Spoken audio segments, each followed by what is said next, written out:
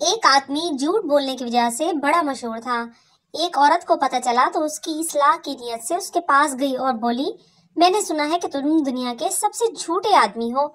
आदमी, दुनिया को दफा करो जी, मैं तो आपको देखकर सख्त हैरान हूँ कि इस उम्र में भी ये हुस्न, ये जमाल, ये दिलकशी।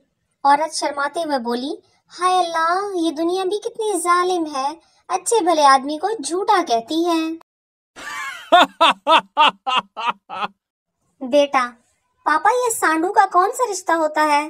पापा, जब दो अनजान आदमी एक ही कंपनी से ठगे जाते हैं तो आपस में सांडू कहलाते हैं। याद आते हैं बीते जमाने, याद आते हैं बीते जमाने, जब तुम आए थे चूना लगाने।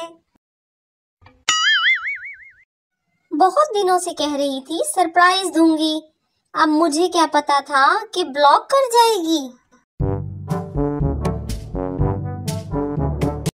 घर के काम भी कोई काम होते हैं? ये सफाइयाँ, कुकिंग, वॉशिंग, बर्तन धोना, गोल रोटियाँ, सब चुटकियों के काम है, चुटकियों के। बस ये चुटकियाँ बजाने का दिल नहीं करता मेरा। Game over. लड़की वाले, हमें आपका बेटा पसंद नहीं है। घर वाले मेरी तरफ देखते हुए, पसंद तो हमें भी नहीं है, तो क्या घर से निकाल दें? मेरा मूड चाइना का हो गया है, ठीक चलते चलते अचानक खराब हो जाता है। आज मेरे ऊपर से ट्रक गुजर गया, वो तो शुक्र है कि मैं पुल के नीचे था।